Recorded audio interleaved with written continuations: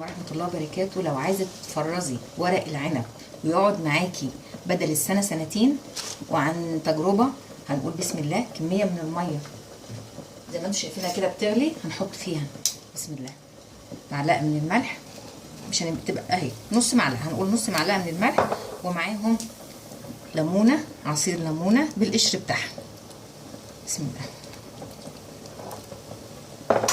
وتغسلي ورق العنب كويس قوي، ده اهم حاجه يا جماعه، لان بيبقى فيه رمل وفيه تراب. تغسليه كويس قوي وتنقعيه شويه بسم الله بالشكل ده كده.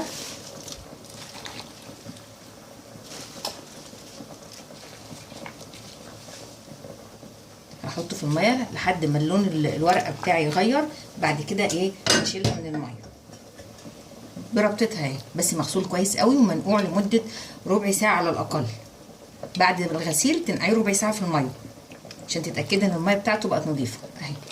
اول ما الورقه بتاعتي لونها يغير ويبقى لونها مصفر كده شويه، بتطلعيها من الميه على طول وتسيبيها لحد ما تبرد خالص.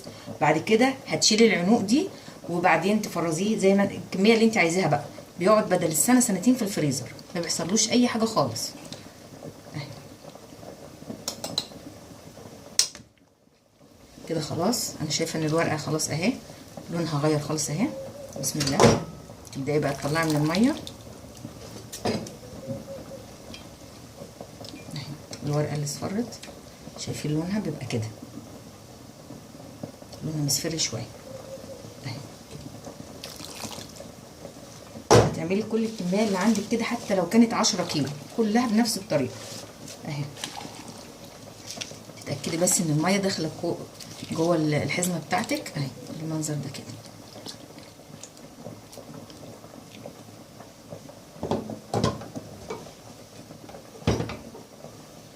ما بياخدش ثواني يعني، بيكملش دقيقه معاكي في الميه. مهم الميه تكون غاليه كويس.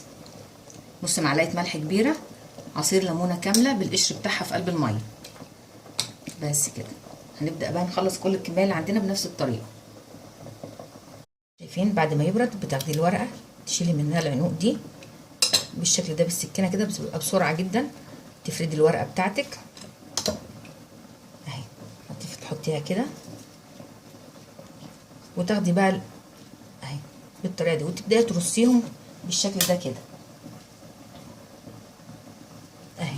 تاخدي الورقه تشيلي العنق كده بالسكينه اهي.